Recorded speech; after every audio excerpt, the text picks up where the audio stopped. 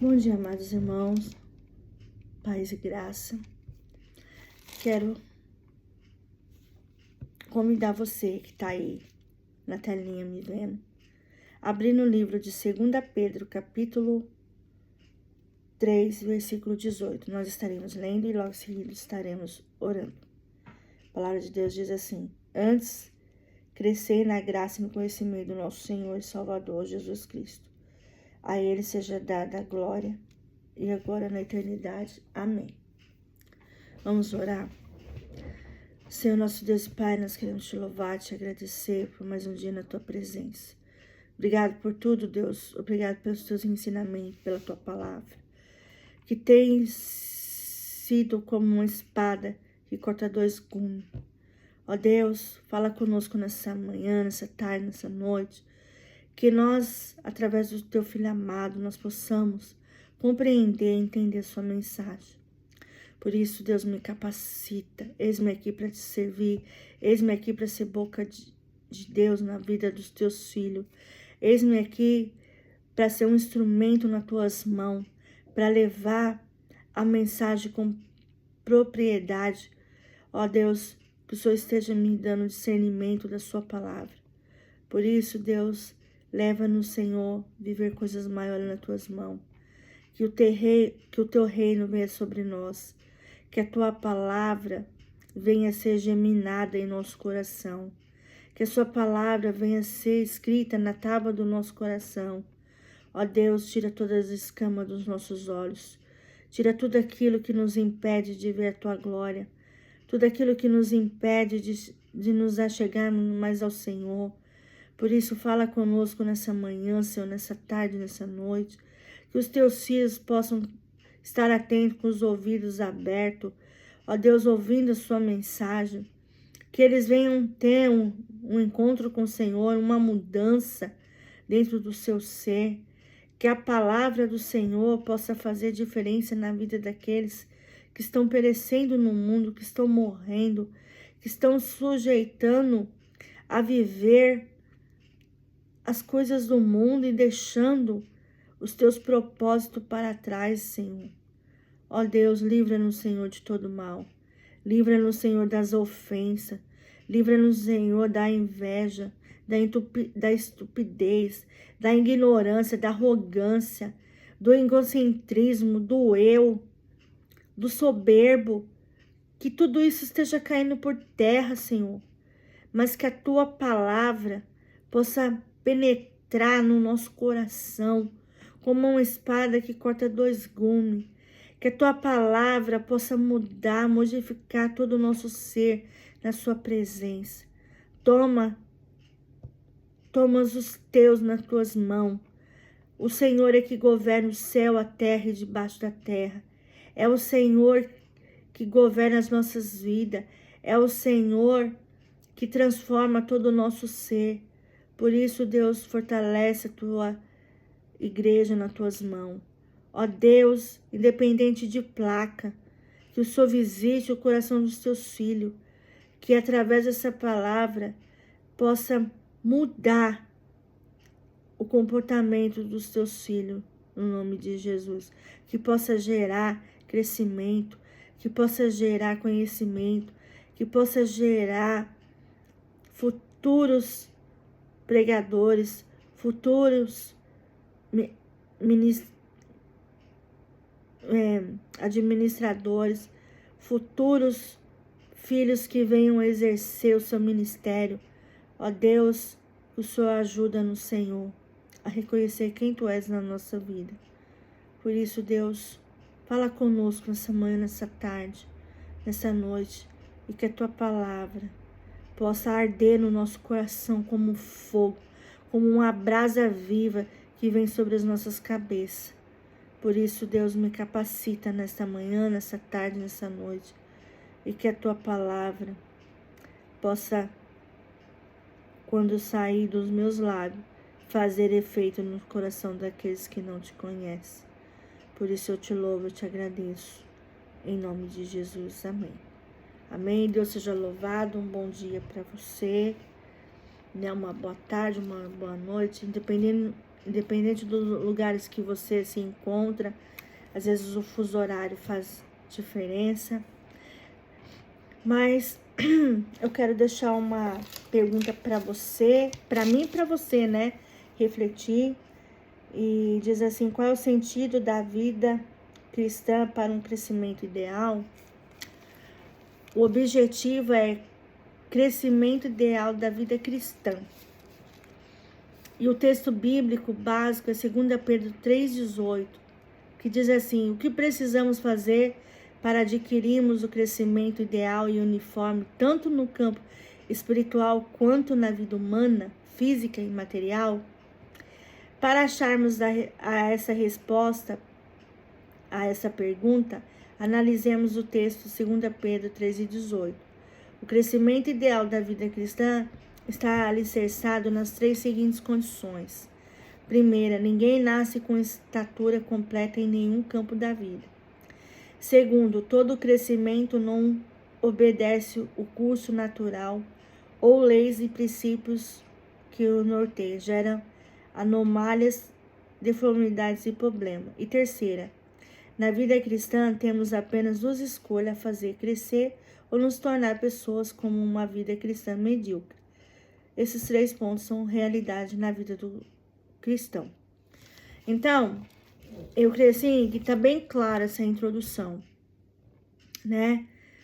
Então, aqui diz o que precisamos fazer para adquirirmos o crescimento ideal e uniforme, tanto no campo espiritual quanto na vida humana, física e material.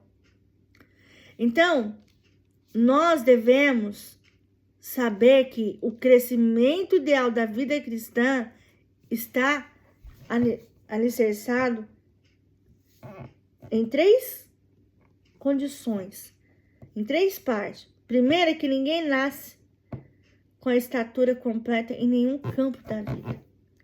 Eu e você não nascemos, né? Nada está completo em nós. Para isso, nós precisamos o quê? Gerar mudança. Para isso, nós devemos produzir, evoluir, né? Nós devemos crescer. Quando a gente nasce, nós somos como o bebê, né? O bebê, ele vai, a cada mês, ele vai evoluir. Após o nascimento dele, ele vai evoluir, né? Algo diferente. Então, a cada mês, ele vai mudando, ele vai modificando. E isso é na nossa vida cotidiana, né? Nós precisamos ter esse tipo de mudança, irmãos, né? Nós precisamos crescer na palavra de Deus, nós precisamos crescer nas nossas atitudes, nas nossas ações, e muitas vezes nós deixamos permitir que Deus gere mudança em nosso meio por causa do orgulho, por causa da arrogância, por causa da soberba, por causa do egocentrismo, por causa do eu, porque se acha melhor que os outros. Então, tudo isso acaba influindo na nossa vida, né? E todo crescimento não obedece ao curso natural ou leis e princípios que norteia e gera anomalias, deformidade e problemas. Então, todo crescimento, ele evolui através da pessoa de Cristo. Nós humanos, nós temos falhas, nós falhamos. Ninguém aqui não é nem uma Mulher Maravilha, nem um super-homem. Nós falhamos, né? Nós não somos robô, né? Nós não somos nem uma inteligência artificial.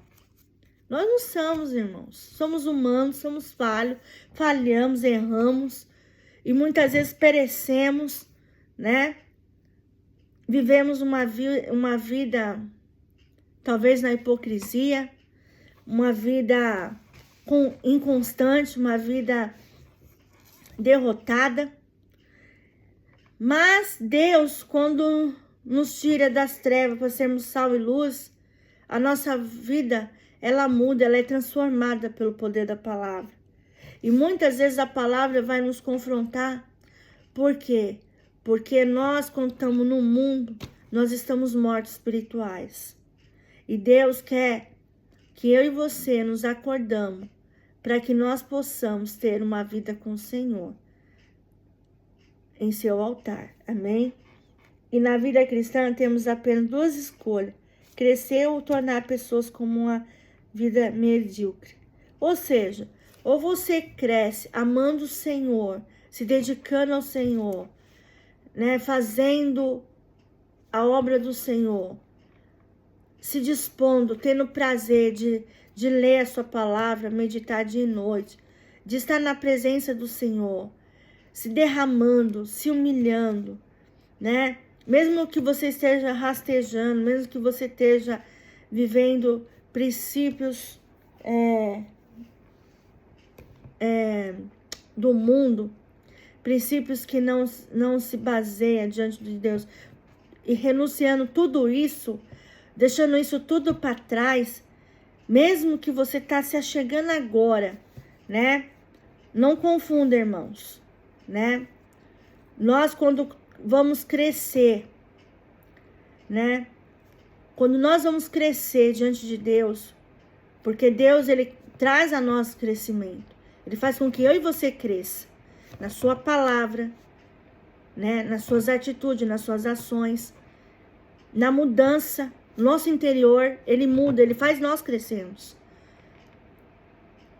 né? E quando nós estamos com sede e fome do Senhor, quando nós começamos a vivenciar a sua palavra, aprender a sua palavra, quando ela vem e nos confronta, ela bate de frente com nós, muitas vezes, irmão, quando nós estamos no processo, perceba, quando nós estamos no processo com o Senhor, quando nós estamos no processo de uma conversão, nós trazemos coisas do mundo. Nós trazemos uma carga imensa do mundo. Mas a partir do momento que eu e você começa a renunciar às coisas do mundo, a nossa vida, ela começa a mudar, a ter mudança. Mudança de comportamento, mudança de ações, mudança de atitude, mudança em todo o nosso ser.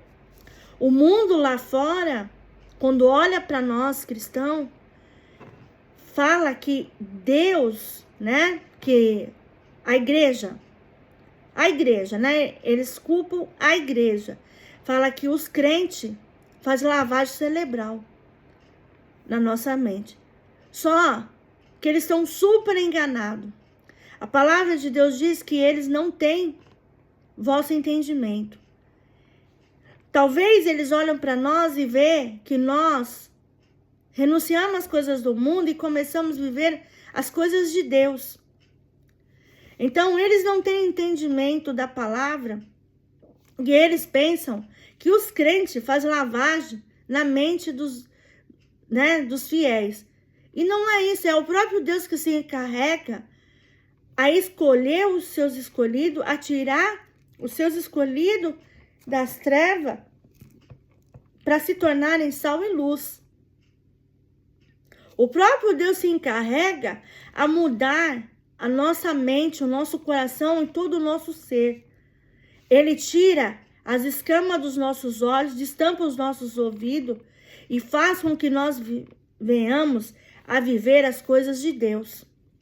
A partir do momento que você morre para o mundo e vive para Cristo, você vai começar a ter uma vida de renúncia. As coisas que não agradavam aos olhos do Senhor, que você fazia, que eu fazia, nós deixamos para trás. E começamos a viver para Cristo.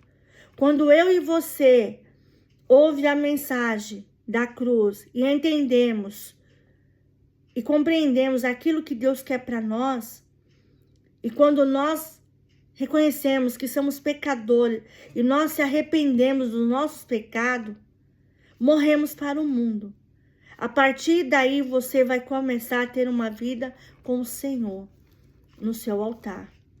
Então, a renúncia, irmão, a renúncia não é fácil. A princípio, quando você vem para Cristo, muitas coisas você traz como bagagem. Mas é com o tempo que você vai se livrar disso. É com o tempo que você vai começar a perceber que o tempo que você estava no mundo, você estava perdendo tempo com as coisas do mundo. Mas você poderia vivenciar grandes coisas com o Senhor. Irmãos, a partir do momento que você reconhece que Deus é na sua vida, a sua vida começa a gerar mudanças. O próprio Deus, ele se encarrega de fazer isso. Não são os crentes que fazem lavagem na cabeça dos crentes, dos fiéis. É Deus, é o Deus vivo. É o Deus que está sentado no trono da graça.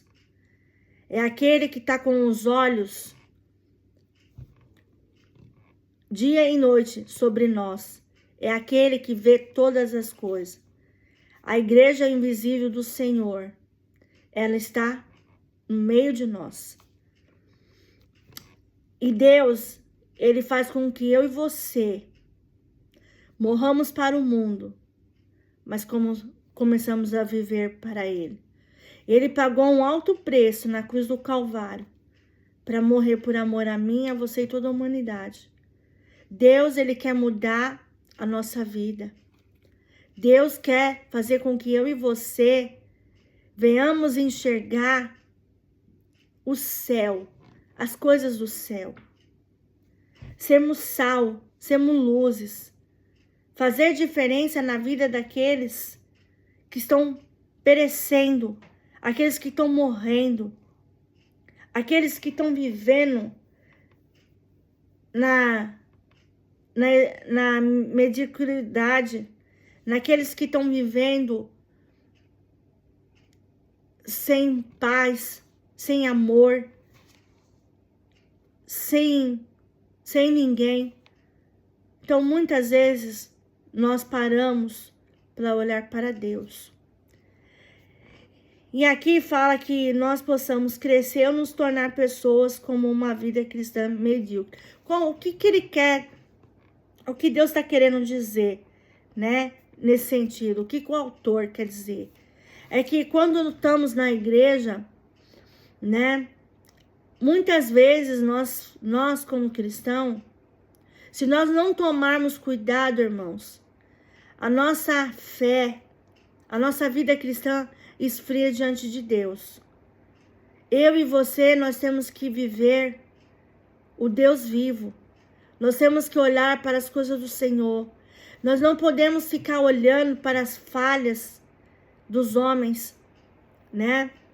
Nós não podemos deixar que o inimigo das nossas almas tire o nosso foco, o nosso olhar para Deus. Porque a partir do momento que eu e você tiramos os olhos do Senhor e colocamos os olhos para o mundo, para os padrões do mundo, a nossa vida se torna uma vida cristã medíocre, mas também uma vida morta diante da presença do Senhor. E muitas vezes, irmão, dentro das igrejas, há vidas que estão assim, estão mortos espirituais, estão vivendo ali por viver, vão ali muitas vezes por receber bênçãos, irmãos. Muitos correm atrás de bênção, mas não quer pagar um alto preço por Cristo Jesus. Não quer se dispor, né, a se relacionar, a ter intimidade com o Senhor. A pessoa, ela tenta se esquivar de todas as maneiras. Ela foge, né? Ela não quer se envolver com a obra, ela não se dispõe em ajudar, em fazer, ela dá desculpa, ela tenta de alguma maneira fugir. E muitas vezes essas pessoas, elas estão com um pé na igreja e outro no mundo. Né? Que vira o ditado Raimundo. Ela não toma decisão. Ela não sabe o que ela quer de fato. E muitas vezes quando elas estão mortas, irmãos, elas estão fora da presença do Senhor. E isso é muito triste quando acontece dentro das igrejas, amém? E os fundamentos do evangelho têm uma ordem de movimento contínuo para o crescimento. São eles. Primeiro, a fé. O cristão deve se aprimorar na fé cada dia. Vamos lá, ler em Romanos, capítulo 1, 17. Acompanha comigo lá na leitura. Só um pouquinho, irmãos, eu achar aqui. Romanos 1, 17 diz assim: pois a justiça de Deus se revela no evangelho, de fé em fé, como está escrito, o justo viverá pela fé. Então, a primeira coisa que nós temos que ter diante de Deus é fé. E se você não tem uma fé fervorosa, irmão, ore ao Senhor e peça, porque Ele derramará sobre você. Ele vai fazer com que você acredite, confia, que a sua confiança não está em pessoas, nas coisas desse mundo, não está em carro, não está em bois, mas somente nele. É através da fé. O justo viverá pela fé. O justo vai ver aquilo que talvez humanamente eu e você falando, nós não podemos fazer, mas Deus pode fazer por nós. E é através da nossa fé é que nós iremos conseguir vencer. É rompendo em fé. Segundo, conhecimento. O cristão deve prosseguir no conhecimento do Senhor. Vamos lá, ler Oséias 6:3. Vamos lá.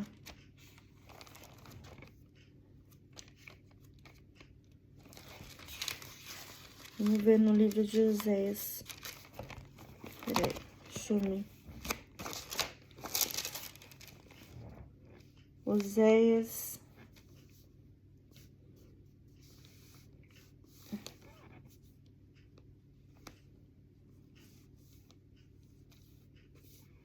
Espera só um pouquinho, irmãos.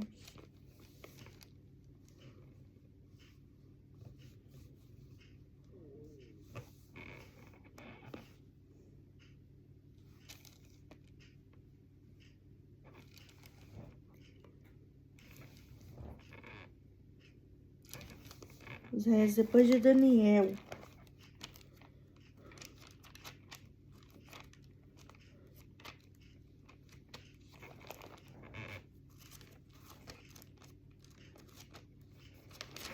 Jeremias. Espera aí que eu tô achando, né, irmãos? Misericórdia.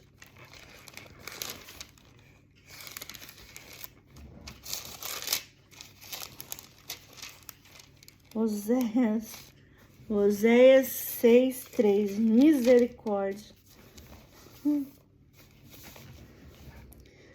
Oséias 6:3, que diz assim: conheçamos e prossigamos em conhecer o Senhor, como o sol nascente e sua vinda é certa. Ele virá a nós como a chuva, como a primeira chuva que rega a terra.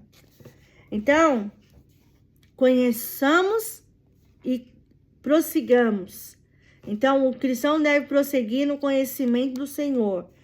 Então, a palavra de Deus diz: conheçamos e prossigamos em conhecer o Senhor como o sol nascente, e a sua vinda é certa. Ele virá a nós como a chuva, como a primeira chuva que rega a terra. Então, aqui a palavra está dizendo que nós devemos conhecer o Senhor, que nós viemos prosseguir a conhecer, porque Ele virá. A palavra de Deus afirma que Ele virá novamente. na sua segunda vinda. E nós cristãos, filhos do Senhor e servos, nós devemos cultivar um relacionamento com Ele até a sua chegada. Então é por isso que é importante a vida de um cristão. É estar meditando na sua palavra dia e noite, conhecendo quem é o Senhor e Salvador das suas vidas. É por isso que eu e você devemos cultivar um relacionamento com o Senhor. Nós devemos saber quem de fato é o Senhor. E aqui a palavra dele, ele confirma em nosso coração que nós devemos conhecer e prosseguir em conhecer o Senhor. Como o sol nascente, a sua vida é certa. A sua vinda é certa. E ele virá a nós como a chuva, e como a primeira chuva que rega a terra. Então, ele está afirmando que a sua vinda está próximo. Ele está vindo, irmãos. Ele está vindo. Né? E nós devemos abrir os nossos olhos, parar de ficar brincando de crente e começar a levar as coisas do Senhor a sério. Então Deus chama a nossa atenção para que eu e você prossigamos, para nós conhecermos de fato quem é Jesus. Ele é o nosso Redentor, nosso mediador. É através dele que nós iremos para o Pai, porque ele é o caminho, a verdade e a vida. Ninguém vai ao Pai sem ser por ele. Então ele vai nos levar, ele vai fazer com que eu e você venhamos conhecer quem é o nosso Deus. A palavra dele diz que ele vai vir como um ladrão. Ele não tem hora para chegar. E se você não estiver pronto, como que vai ser? Amém? Santificação. Então, primeiro nós temos que viver pela fé. Segundo, pelo conhecimento. Terceiro, santificação.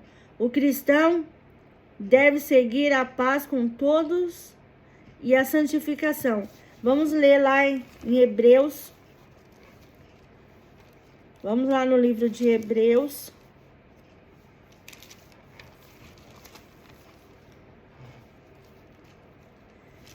Hebreus 12, 14. Diz assim: procurai viver em paz com todos em santificação, sem qual ninguém verá o Senhor. Então eu e você temos que ser santos, temos que viver em santidade, temos que viver em paz, não viver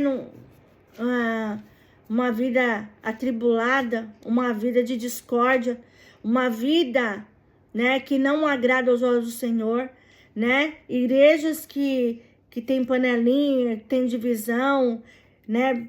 Irmãos que ficam perdendo tempo com coisas insignificantes, coisas que não é propício para o reino, coisas tolas, né? Fazendo fofoca, inventando mentira, inventando discórdia. Irmão, isso não agrada aos olhos do Senhor. Isso está longe dos olhos do Senhor. Deus, ele quer que nós venhamos em santificação, que nós venhamos viver em santidade. Nós temos que viver isso, irmãos. Temos que ter paz com todos. Temos que ser bombeiros de Cristo, né? Não incêndio. Nós temos que ser bombeiros para apagar, para amenizar. Quando há problemas, tentar solucionar, colocar a paz, né? Trazer paz. E Deus nos mostra e também nos chama a atenção. Amém? A experiência. O cristão é transformado de glória em glória. 2 Coríntios 3:18. Vamos lá. 2 Coríntios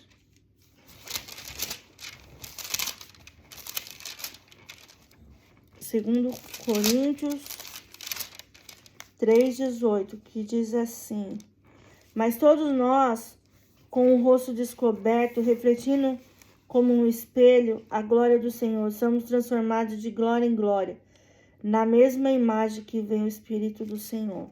Ou seja, quando Deus começa a transformar o nosso coração, a nossa vida diante da presença dele, gera mudança no nosso comportamento, no nosso viver, né? No nosso sentido de ver as coisas do Senhor.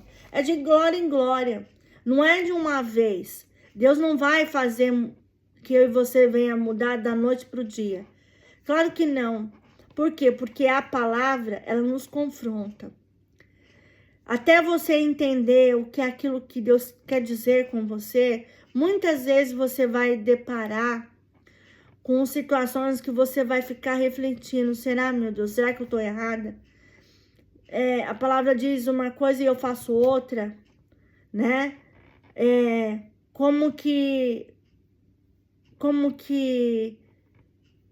será que eu tô tão errada assim? Porque na época que eu me converti, irmãos, muitas vezes a palavra me confrontou. Muitas vezes eu pensava que quando eu era católica, eu acreditava e pensava que eu, Maristela, conhecia a palavra de Deus, conhecia quem era Deus no profundo. E eu quebrei a cara porque não conhecia Deus. Porque quando eu comecei a fazer discipulado, comecei a estudar a palavra, irmãos, muitas vezes a palavra me confrontou. Muitas vezes a palavra me deixou quebrada. Por quê? Porque eu tinha uma linha de pensamento e a palavra de Deus tem outra. É mudança. Deus gera mudança no nosso comportamento. Na maneira de falar, na maneira de agir, na maneira de pensar, na maneira de ver, na maneira de tratar. Deus começa a gerar em nós mudanças de comportamento, irmãos. E eu e você temos que aprender isso. A viver uma vida de santidade, uma vida de experiência, uma vida de conhecimento, uma vida de fé na presença do Senhor. Deus, ele nos leva a viver tudo isso e muito mais além. E nós vamos cada vez mais, né, reconhecer que precisamos do Senhor. Como diz aqui, mas todos nós, como o rosto descoberto, refletindo como um espelho a glória do Senhor, somos transformados de glória em glória na mesma imagem que vem do Espírito do Senhor. A partir do momento que nós morramos para o mundo, que viemos para Cristo, Deus começa a moldar o nosso coração, começa a modificar todo o nosso ser, para que eu e você possamos ser parecidos com Cristo. Mas isso é de glória em glória. Amém? Quinto, a marca da vida cristã. As escrituras dizem que Jesus crescia em estatura, graça e conhecimento. Vamos lá em Lucas 2:52. Abre aí no Evangelho de Lucas. Lucas 2:52.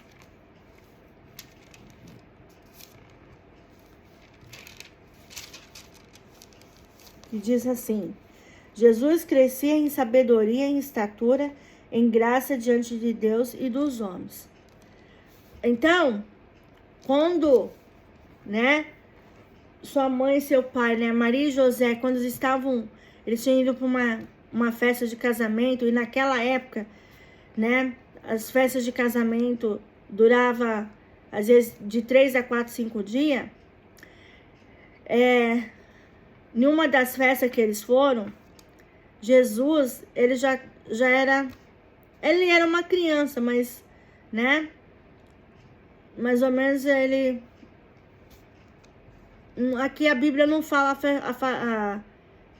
a faixa etária de idade, mas ele era criança, quando os pais estavam procurando por ele. Fazia 3 dias que Maria e José estavam à procura de Jesus, estavam preocupados, porque não sabia aonde que Jesus estava. E de repente eles escutam a voz do seu filho. E quando eles estão à procura, Jesus está numa sinagoga com os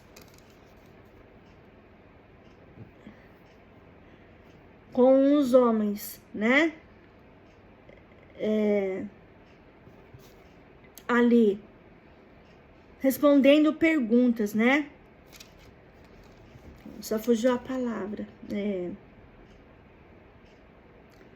Estavam ali com homens que se diziam sábios, mas eles ficavam admirados pela resposta que ele tinha.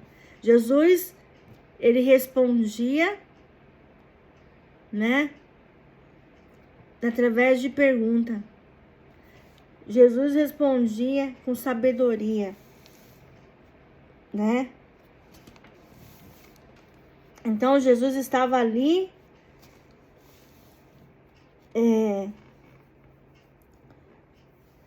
crescendo em sabedoria, em estatura, em graça diante de Deus. Então, ele tinha intimidade com o Senhor, ele tinha uma vida de relacionamento. Ele se relacionava com o Senhor, né? E ele estava com os sacerdotes da sinagoga, ali conversando, quando os pais deles ficaram também admirados por ver tanta sabedoria que ele jorrava nas suas respostas. Então, Jesus nos ensina a ser semelhante a ele, a ter a marca cristã. Nós devemos, irmãos, ser como Jesus, né? Foi nessa terra. As escrituras dizem que Jesus crescia em estatura, graça e conhecimento. E eu e você, nós devemos também estar, né, na mesma proporção. Crescer em estatura, em graça e em conhecimento. Crescer na presença do Senhor. Graça é ser derramada pela graça de Deus em nossas vidas. Sermos tementes ao Senhor. Buscar o Senhor, né? Ter relacionamento. E também conhecimento, conhecer sua palavra, ter intimidade com a sua palavra. O alvo. O cristão deve prosseguir para o alvo. Filipenses 3, 3 e 14. Vamos ler lá. Filipenses.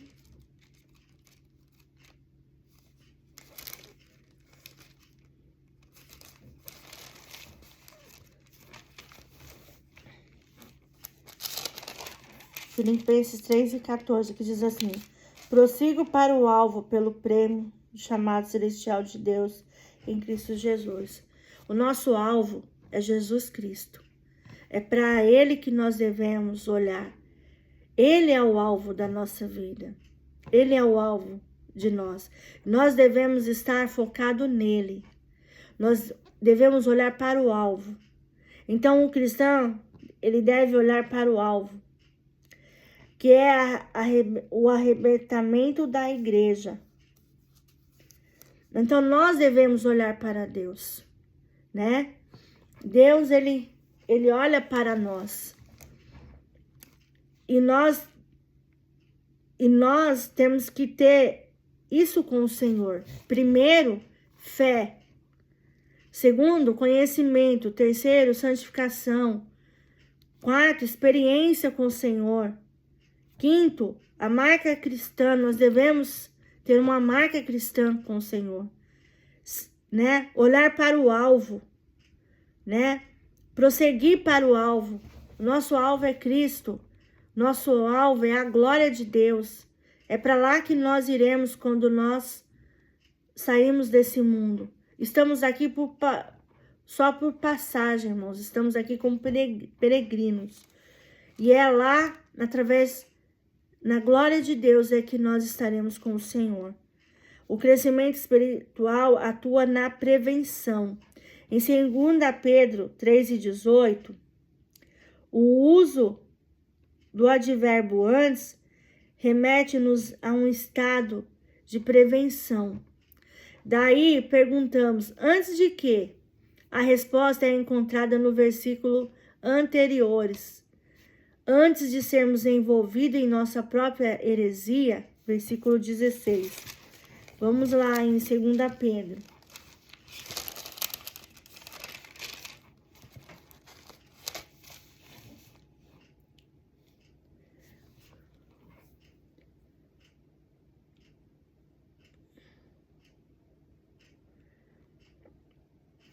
Antes de sermos envolvidos em nossa própria heresia, versículo 16, e antes de sermos envolvidos nas heresias de outras pessoas, versículo 17. Então eu vou estar lendo.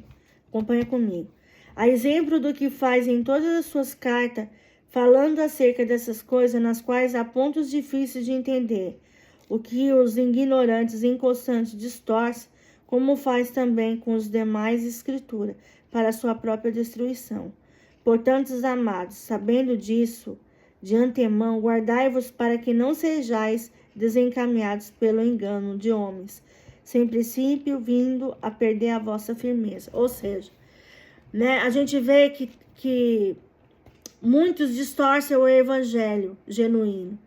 Eles distorcem a palavra do Senhor. E eles colocam heresia. Eles colocam aquilo que muitas vezes a palavra do Senhor não condiz. Não está escrito na Bíblia. É por isso que nós cristãos, verdadeiros cristãos, que adoram espírito em verdade, devemos estar atentos com a palavra de Deus. Temos que estar atentos com aquilo que as escrituras nos ensinam. Quando nós não temos discernimento da palavra, nós devemos orar ao Senhor e pedir para que Ele nos dê discernimento da palavra. Que eu e você possamos aprender a discernir aquilo que é de Deus, aquilo que é do homem. Então, você tem que tomar cuidado. Muito cuidado onde você vá. Porque muitos distorcem o evangelho genuíno e colocam coisas que estão acima da palavra. Muitas vezes não é nem aquilo que a palavra está dizendo e a pessoa está colocando. Então, tome muito cuidado. É por isso que um verdadeiro cristão deve ter conhecimento, ter base, né, daquilo que Jesus faz nas nossas vidas através das escrituras. É por isso que nós devemos combater, né, toda heresia, tudo aquilo que não é de Deus, tudo aquilo que não procede de Deus, mas que procede do homem, é heresia. Mas aquilo que vem da parte do Senhor é de Deus.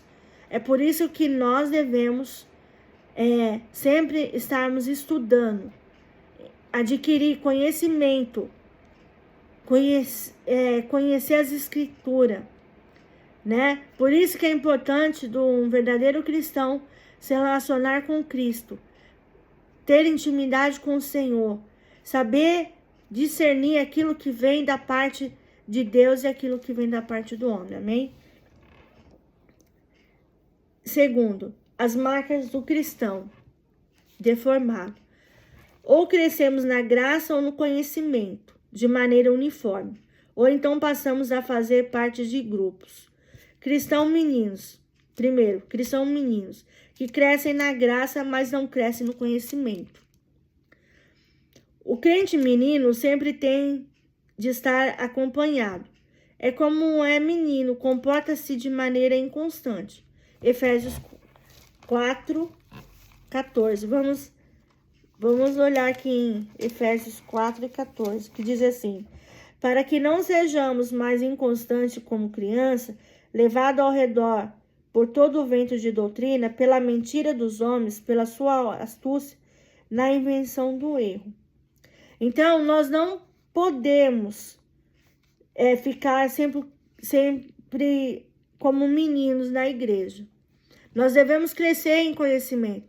Irmãos, a palavra de Deus diz que a mentira pertence ao diabo. Pertence ao pai da mentira.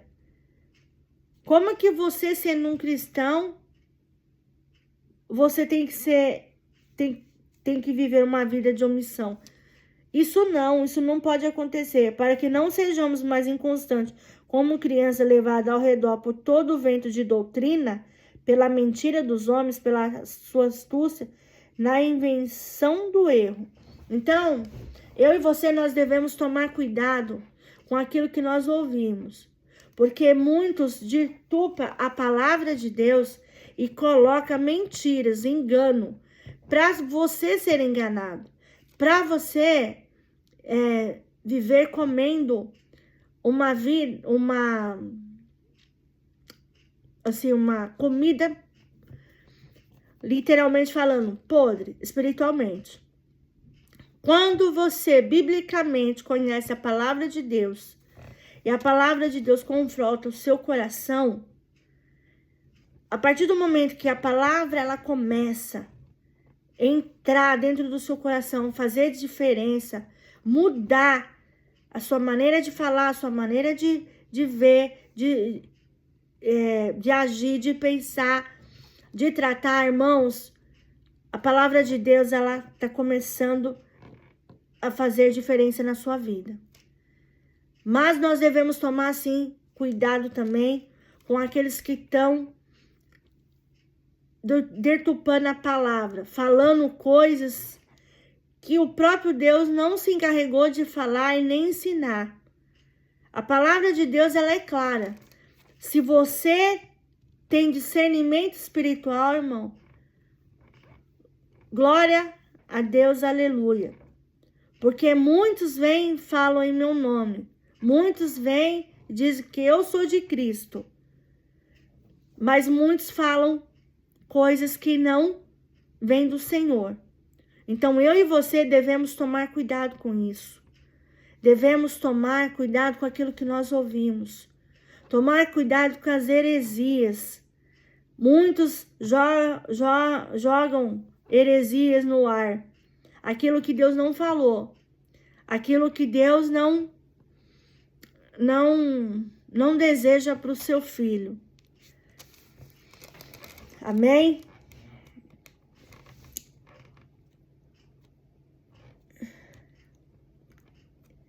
E cristãos carnais que crescem no conhecimento, mas não crescem na graça. O que quer dizer cristãos carnais que crescem no conhecimento, mas não crescem na graça? Esses sabem tudo sobre santificação, mas não praticam. Entende tudo sobre contribuição, mas não tem fé para dar, e ainda querem exercer controle sobre os outros, contrariando aos que dizem as Escrituras: ninguém vos domine a seu bel prazer. Colossenses 2,18. Vamos lá.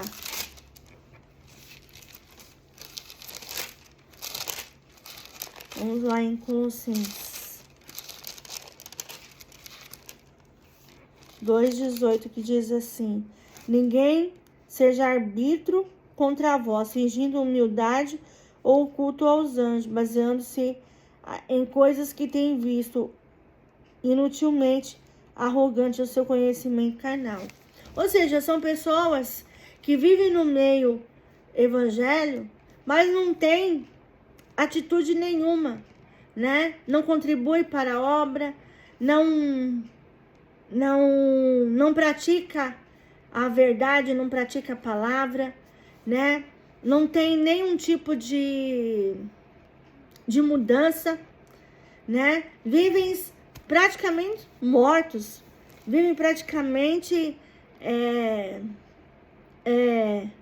ali vivendo uma vida de mesmice, né? Uma vida de mediocridade. Então, as pessoas elas se tornam isso, né? Elas ficam vivendo nessa vida, né?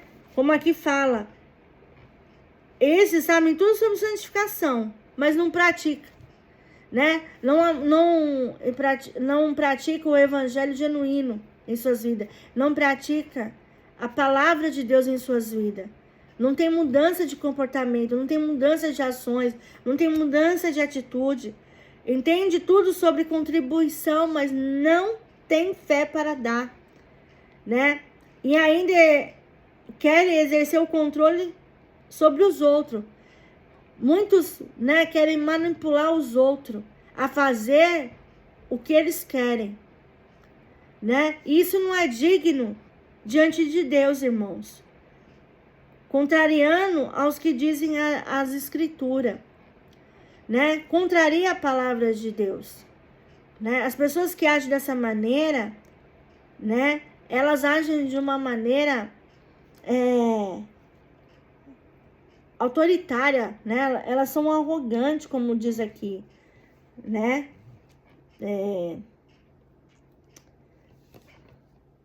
Aqui na palavra Colossenses 2,18, que diz: ninguém seja árbitro contra vós, fingindo humildade ou culto aos anjos, baseando-se em coisas que tenha visto inutilmente, arrogante em seu conhecimento carnal.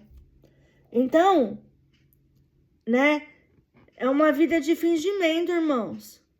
Eles demonstram humildade, mas na verdade, muitas vezes eles são soberbos, eles querem mostrar um falso evangelho, né? Muitas vezes eles enganam, se baseando em coisas que têm visto.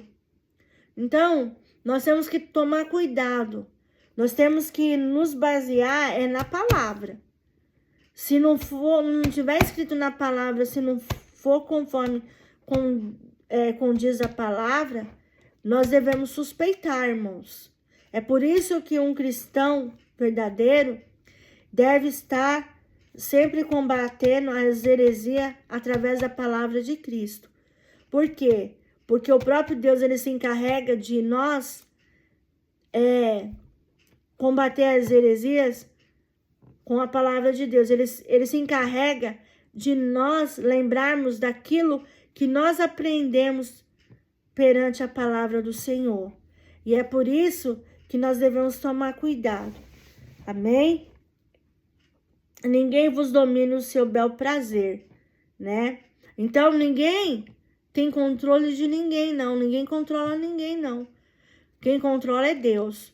Deus tem o controle do céu, da terra e debaixo da terra. Nem eu e você não tem controle de nada, não. Se não for Deus nas nossas vidas, irmãos, se não é Ele nas nossas vidas, nós não somos nada. Nós somos a zero esquerda. E não é porque nós somos verdadeiros cristãos que nós devemos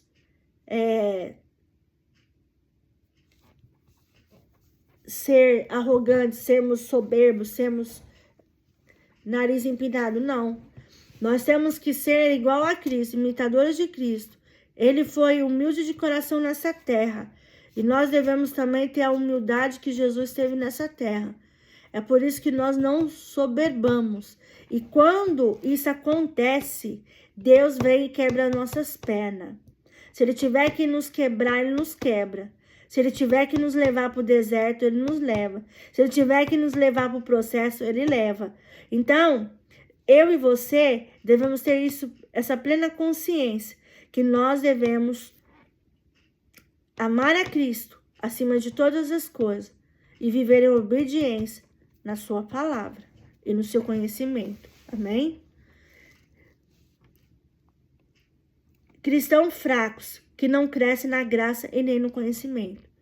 São cristãos mortos, irmãos, né? Que não tem nem graça, né? Não tem a graça de Deus e também não conhece a palavra. São pessoas mortas, pessoas que vão lá na igreja só para receber as bênçãos. Correm atrás de bênção, correm atrás de coisas materiais, só vivem nas igrejas para querer receber de Deus bênção. E isso, a palavra de Deus combate a nós que somos cristãos. Primeiro, lá em Lucas 1:30,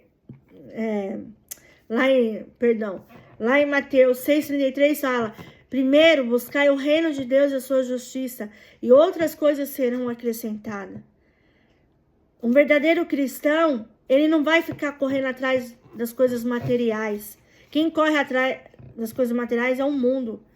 Mas nós devemos primeiro olhar para o reino do Senhor. É lá que nós iremos morar com o Senhor. É lá que a nossa vida estaremos com o Senhor. É no reino. É proclamar o evangelho genuíno. É levar, é semear. Levar a palavra para aqueles que estão morrendo, perecendo no mundo. É abrir as nossas bocas para falar do amor de Jesus. Daquilo que Ele fez nas nossas vidas. Daquilo que Ele está fazendo e aquilo que Ele vai fazer ainda. Eu e você, nós temos que ter isso.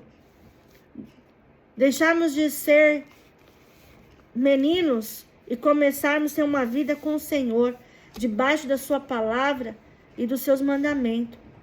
A nossa vida tem que estar no altar, irmãos. A nossa vida tem que ter relacionamento, intimidade com o Senhor. Como que eu e você vamos crescer no conhecimento da palavra se eu e você não tiver relacionamento com o Senhor? Como é que eu e você vamos combater heresia se eu e você não tiver conhecimento da palavra e discernimento? Como é que eu e você vamos combater heresia se nós não tivermos firme como uma rocha na presença do Senhor? Então eu e você devemos tomar cuidado com isso. E a consciência desses é induzido. 1 Coríntios 8, 7. Escandalizam-se facilmente. 1 Coríntios 8, 9. Tem consciência dominada. E 1 Coríntios 8 e 10. São enfermos na fé. Romanos 14, 1. Vamos olhar então primeiro. A consciência desses é induzida. 1 8, 7. 1 Coríntios. Vamos lá em Coríntios. 1 Coríntios. Esteja abrindo aí, irmãos. 1 Coríntios 8, 7, que diz assim: entretanto, nem todos têm esse conhecimento. Há alguns que, acostumados até agora como um ídolo, quando comem da carne classificada, atropelei.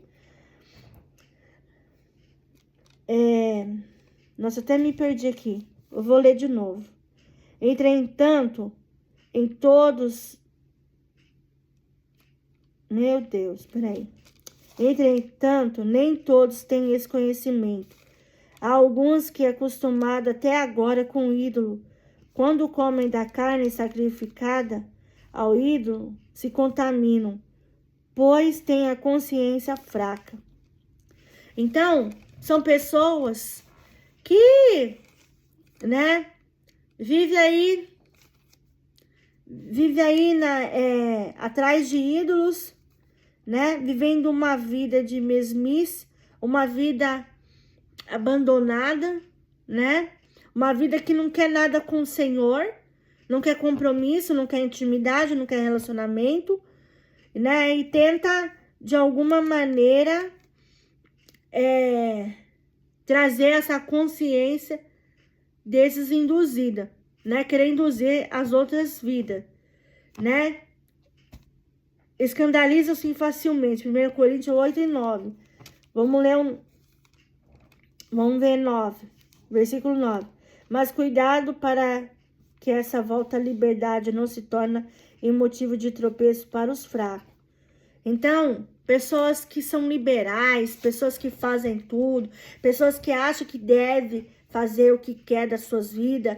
Então, essas pessoas muitas vezes se escandalizam facilmente. Por quê? Porque acabam se frustrando, acabam se escandalizando por conta da maneira que se comporta, da maneira que age, irmãos. Nós cristãos estamos bem visados. O mundo olha para nós.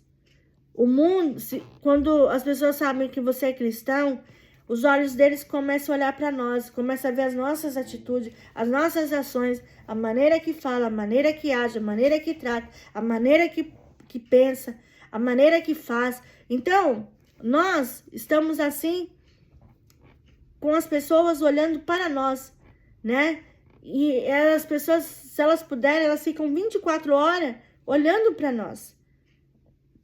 Então, nós como os filhos do Senhor, servos, nós devemos ter uma vida em santidade, uma vida debaixo, né, do conhecimento, do crescimento de Deus.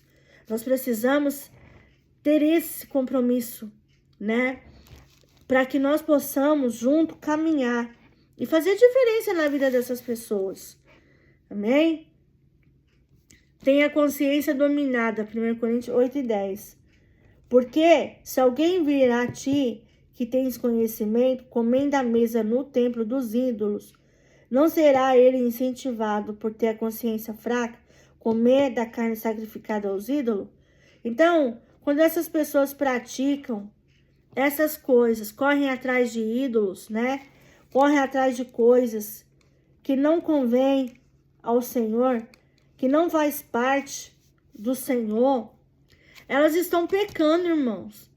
Elas estão em pecado. Porque Deus não reconhece isso. Quando nós temos uma vida com o Senhor, nós temos que ter uma vida santa. Uma vida debaixo das mãos do Senhor, da sua providência. É Ele que governa tudo.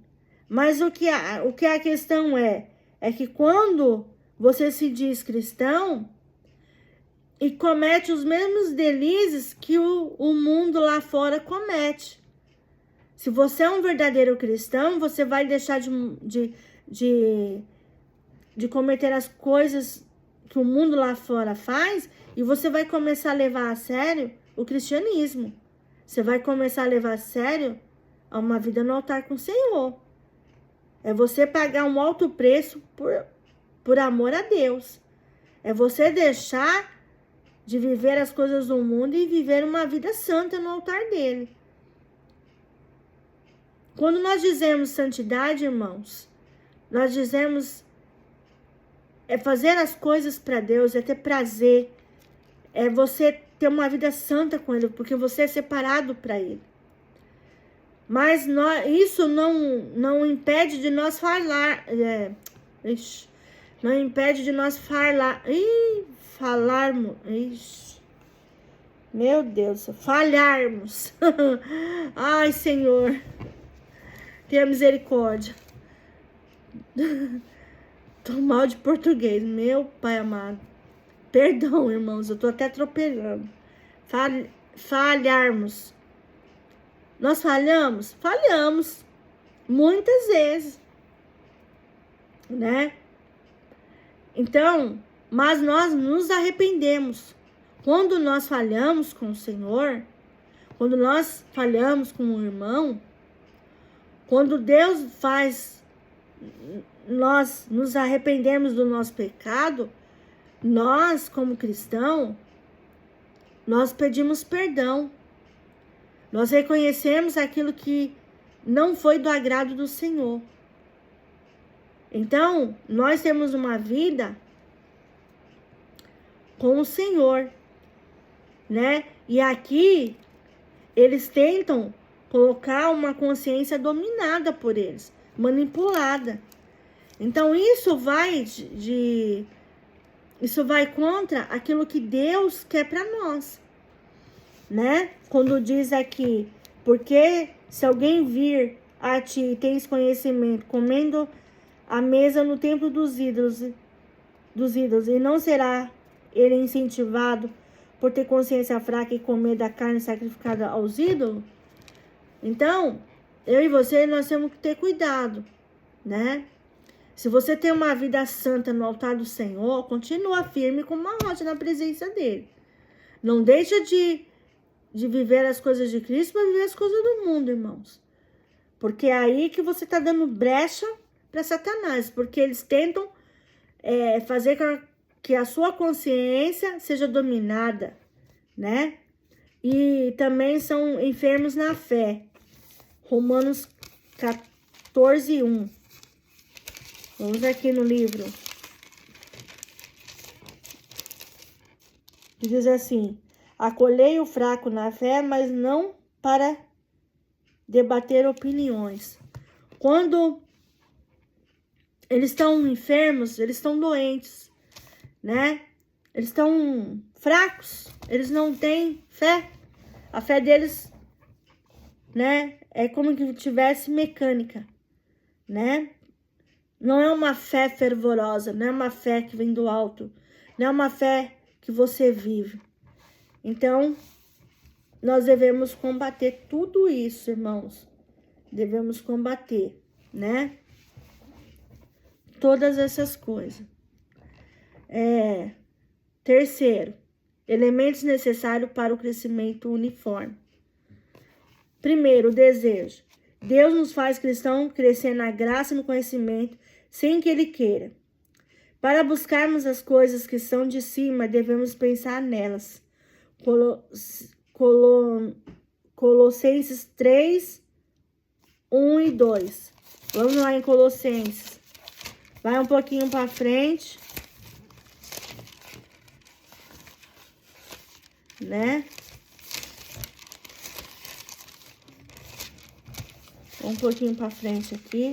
Colossenses 3, 1 e 2, que fala assim: já que fosse ressuscitado com Cristo, buscai as coisas de cima, onde Cristo está sentado à direita de Deus.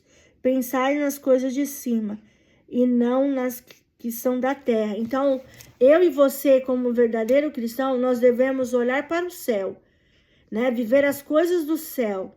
Nós devemos viver as coisas do Senhor.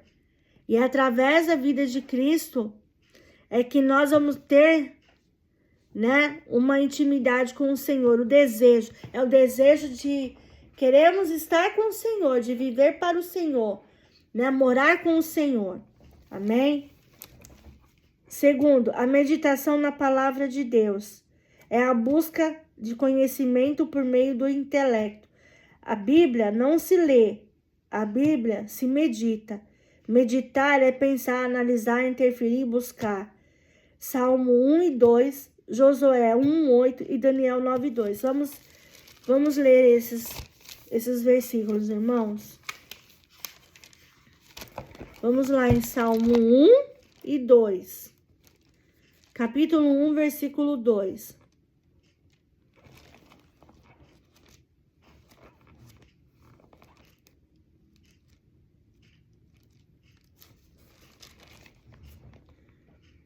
Pelo contrário, seu prazer está na lei do Senhor, e na sua lei medita de dia e de noite.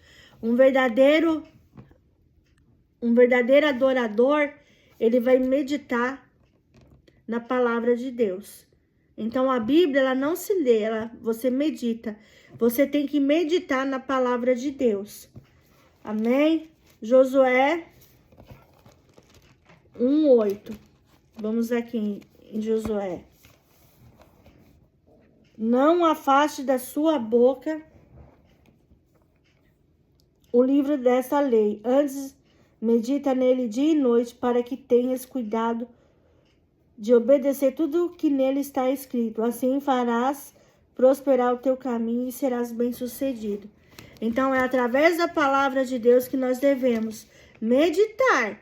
Ela só está confirmando que nós devemos meditar na palavra do Senhor, de dia e de noite. Né? Daniel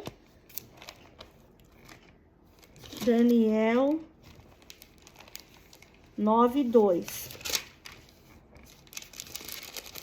9, 2.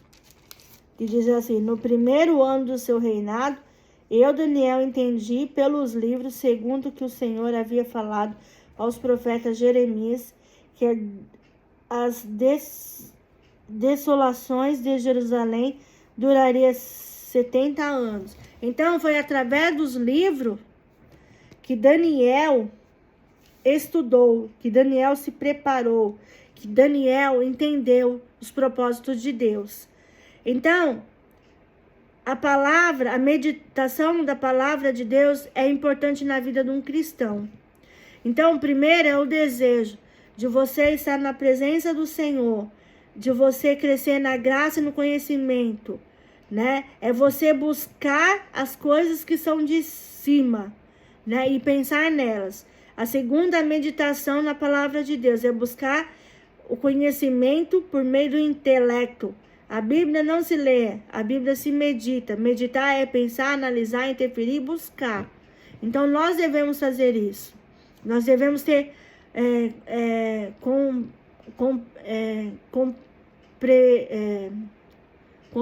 ixi, como é que eu vou falar? Nós temos que estudar a palavra de Deus, né? Ter cumprimento com a palavra de Deus. Cumprir, né? Aquilo que Deus tem para nós. Terceiro, oração. Na condição de desejarmos crescer na graça e no conhecimento, buscamos um relacionamento profundo com Deus por meio da oração. Como Daniel 6 e 10. Vamos ler Daniel 6 e 10.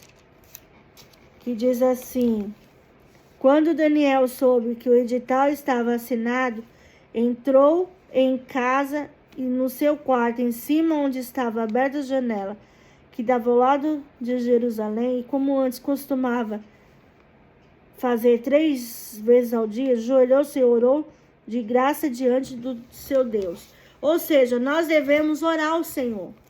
Nós devemos ter uma vida de oração.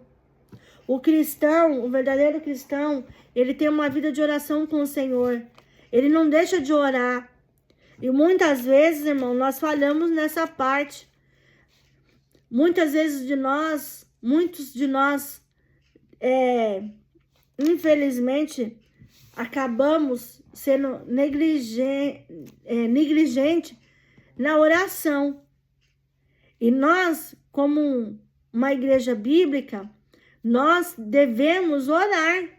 Nós devemos ter uma vida de busca, uma vida de oração, né, no altar do Senhor. O crente que não ora, pode ter certeza, ele está morto espiritualmente. O crente que não obedece, né, que não tem uma vida no altar do Senhor, ele está morto espiritualmente. Então, na condição de desejarmos crescer na graça e no conhecimento, busquemos um relacionamento profundo com Deus por meio da oração, como Daniel. Daniel orava 3 dias, né, 3 vezes ao dia. Durante 3 vezes ao dia, ele se ajoelhava perante o Senhor, o seu Deus, o Deus vivo. Ele não cultivava um Deus morto, né? Um Deus de madeira, um Deus oco. Era o Deus vivo quem ele tinha relacionamento, quem ele tinha intimidade. Então, Daniel, toda vez que ele ia fazer algo, ele pedia a direção do Senhor. Então, ele ia orar para o Senhor. E nós, como cristãos, devemos fazer isso. Devemos ter uma vida de oração. Então, primeiro é o desejo de buscar as coisas que vêm do alto. Segundo, meditação da palavra. Nós temos que meditar na palavra do Senhor. E terceiro, ter uma vida de oração, né? Paulo não mandava ninguém fazer nada que ele não fizesse. 1 Tessalonicenses 5:10. Vamos lá em Tessalonicenses. Vamos lá. Depois de Colossenses. Um livro depois. Vamos lá. 1 Tessalonicenses 5:10, que diz assim: que morreu por nós para que quer atentos, que quer dormindo, com ele vivamos. Então, Jesus deu sua vida por nós, né? Então, Paulo não mandava em ninguém fazer nada que ele não fizesse. Então, Paulo, ele praticava o evangelho genuíno. Ele tinha o quê? Relacionamento, intimidade com o Senhor.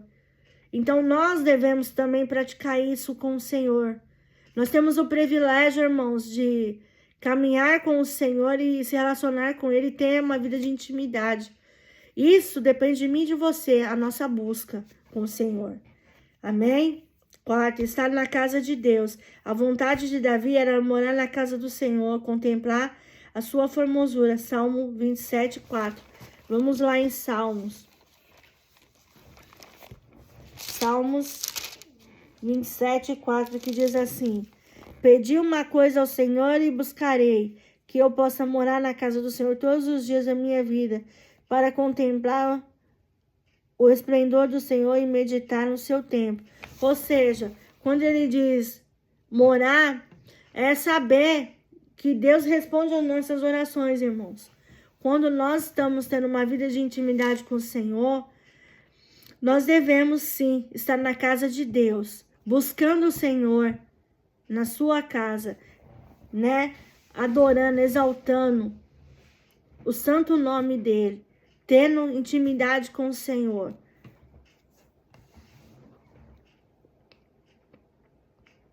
E envolver-se na graça divina através da adoração e aprender no templo do Senhor, ou seja, adquirir conhecimento por meio da palavra de Deus. Então, é muito importante um cristão ir na casa de Deus, né? Por quê? Porque ele vai ouvir a palavra, ele vai ser alimentado pela palavra, ele vai adorar o Senhor com louvores que vêm diretamente do trono do céu, da palavra do Senhor. Louvores que vêm agradar, né, aos olhos do Senhor, que sejam agradáveis. Louvores bíblicos que vêm glorificar o nome de Jesus. Amém?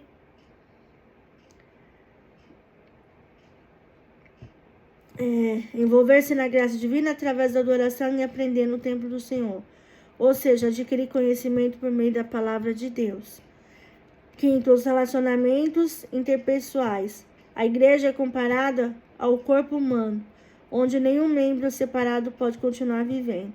Assim, é de vital importância o contato com os irmãos em Cristo Jesus. Aqueles que se isolam buscam interesse egoísta. Provérbio 18:1. Vamos lá em Provérbio. Ou seja, nós devemos ter o quê? Unidade. Viver em unidade com a igreja.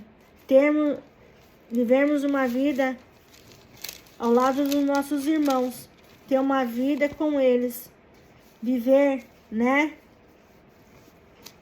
Viver com eles, né? Andar unidos com eles. É isso que Jesus está nos ensinando. Né? 18:1 que diz assim: quem vive isolado busca o seu próprio desejo, insurge-se contra a verdadeira sabedoria. Então, pessoas que que não quer nada com os cristãos, né? Vai na igreja, mas não tem intimidade, não procura andar em unidade, né? São pessoas egoístas, né? Pessoas que buscam os seus próprios interesses e só estão ali só por estar, né? Porque querem receber bênção. E isso não agrada aos olhos do Senhor, irmãos. Nós devemos viver em unidade, né? Nós temos que ter uma vida em unidade com o Senhor. Amém? E pregar o evangelho. Que é uma das coisas que nós devemos fazer. Quando pregamos e obtemos experiência do poder do evangelho e podemos ver pessoas curadas, salvas e libertas, à medida que pregamos, dedicamos nos enriquecer com o nosso conhecimento da palavra. Ou seja, independente se você é pastor ou missionário, se você é um cristão, você deve sim evangelizar. Você deve sim falar da palavra de Deus. Falar tudo aquilo que Deus tem feito com você. Dar seu testemunho, né? É por isso que nós cristãos temos que ter a consciência que nós devemos ter intimidade com o Senhor através da palavra. Por quê? Porque é através da palavra que nós vamos levar o evangelho genuíno. É através da palavra que nós vamos levar para o mundo o amor de Cristo, né? Então, nós precisamos ter essa intimidade com o Senhor e praticar a palavra. Não adianta apenas desejar, meditar, ser praticante, não apenas ouvinte. Tiago 1:22. Vamos lá em Tiago 1:22. Em Tiago, depois de Hebreu. Depois de livro Hebreu, Tiago 1:22 diz: sede praticantes da palavra e não somente ouvintes, enganando a vós mesmos. Então, o que nós devemos praticar e aplicar em nossas vidas, irmãos, porque nós temos que fazer diferença lá fora. Amém? E pois, quando praticarmos, obtemos a experiência da graça e aprofundamos no conhecimento do mundo espiritual. As características do crente forte. Suporta a fraqueza dos fracos, Romanos 15:1. Tem discernimento espiritual superior, Hebreus 5:14. Não busca o seu interesse, 1 Coríntios 10:24. E suporta tudo sem perder a fé, 2 Timóteo 1:12. É fortalecido nas lutas e tribulação, 2 Coríntios 12:7. Romanos 8:18:1, Coríntios 15:19. E sua esperança na eternidade suplanta em qualquer adversidade, Romanos 8:18. Nada o separa de Deus, Romanos 8:31-39. Então, as características do crente forte é quando ele suporta a fraqueza dos fracos, quando ele tem discernimento espiritual superior, quando ele não busca o seu interesse, quando ele suporta sem perder a fé e é fortalecido nas lutas e nas tribulações, e sua esperança na eternidade suplanta em qualquer adversidade. Então, um crente forte, um crente preparado, ele já está naquela fase madura. Então, ele já está preparado para que ele possa ministrar a palavra com empenho, com autoridade, com poder, né, com desempenho, com clareza, né, com transparência. Então, um verdadeiro cristão, ele tem a característica de um crente forte, né, um crente maduro, que ele sabe contornar todas as coisas. Muitas vezes, quando ocorre problemas, né, dentro das instituições. Então, o verdadeiro, né, líder espiritual, ele conduz todas as coisas debaixo da mão poderosa do Senhor. Então, conclusão: para não sermos enganados pelas heresias, busquemos crescer na graça e conhecimento de Jesus Cristo de maneira uniforme e progressiva, conforme acabamos de constatar ao longo desse esboço. Pois só assim vivemos um estilo de vida cristão dentro dos padrões evangélicos. Perdão, irmãos. Então, se você quer ter uma vida de santidade, uma vida próspera, né, diante do Senhor, uma vida, quando eu digo próspera, é uma vida debaixo do altar do Senhor, irmão. Não é sobre riqueza, não é sobre dinheiro, bens materiais, não. É você ter uma vida conduzida por Deus, uma vida extremamente de relacionamento e intimidade com o Senhor, uma vida de busca, uma vida de olhar para o céu e reconhecer que o Deus que você serve é um Deus vivo, é um Deus que governa o céu e governa o universo, que está à frente de tudo e de todas as coisas.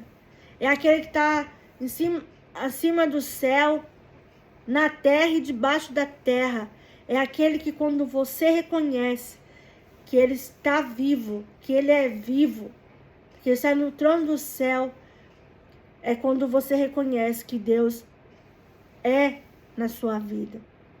Então, nós devemos ter uma vida com o Senhor, uma vida de intimidade, uma vida de conhecimento, de crescimento, de profundidade com o Senhor. Amém?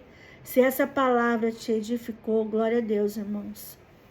Eu convido a você que está na região de Iga, ou próximo de Iga, se você não congrega, se você não vai em uma igreja e você está aí perecendo, né, morrendo espiritualmente, eu convido a você estar amanhã na igreja de Betel Iga.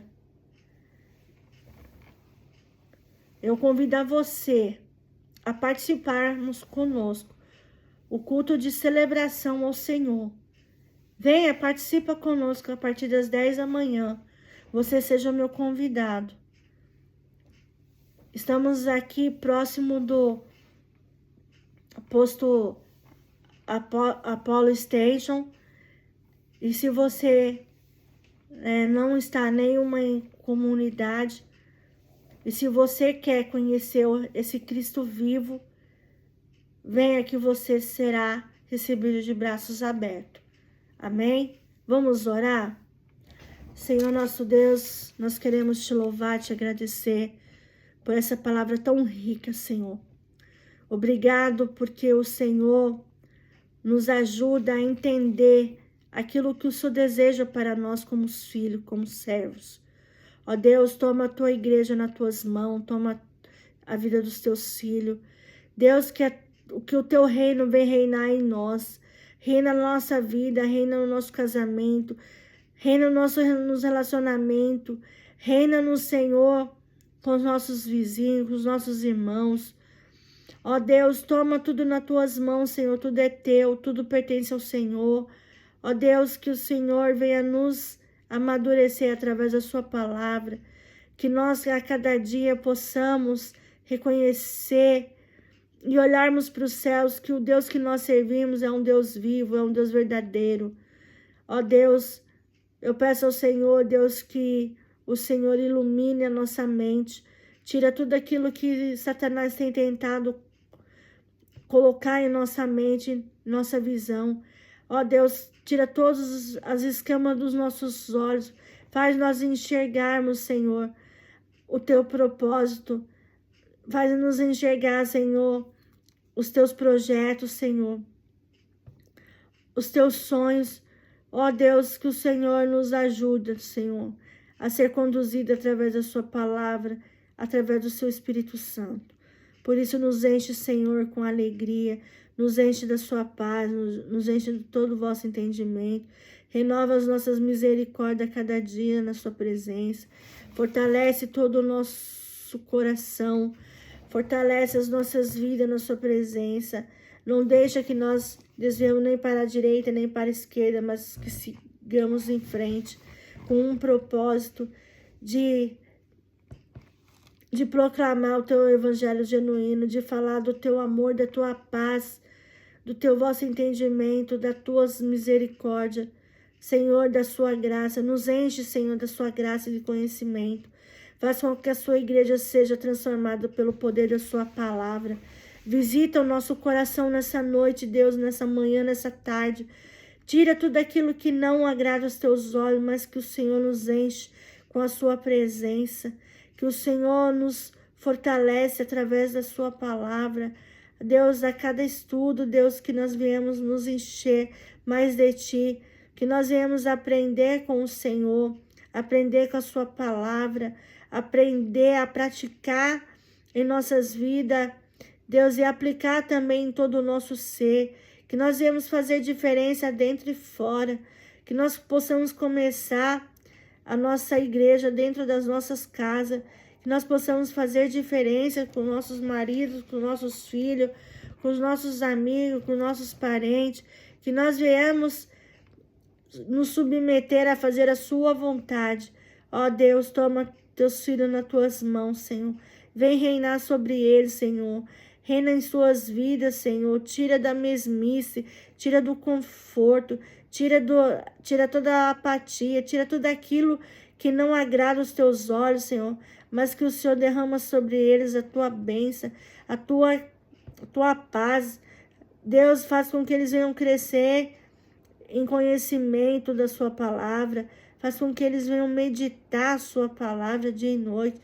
Que eles possam ter um relacionamento contrito e quebrantado na tua presença. Só o Senhor é Deus, só o Senhor pode mudar toda essa situação. Por isso, Deus, eu te agradeço, desejar por tudo, por essa palavra tão rica, que ela possa penetrar em nosso coração como uma espada que corta 2 gumes, que o Senhor nos ajuda a ter uma vida com o Senhor repleta e debaixo da tua poderosa mão e no teu altar. Por isso, Deus, nos ajuda a compreender a cada dia a sua palavra, que o Senhor nos ajuda a ter discernimento de tudo aquilo que o Senhor tem falado para nós. Por isso, nos ajuda a te reconhecer que tu és o Deus da nossa salvação. Te louvamos e te agradecemos. Em nome de Jesus, amém. Eu agradeço, irmãos, e encerro aqui que você não se sinta pequeno, mas se você precisa de ajuda,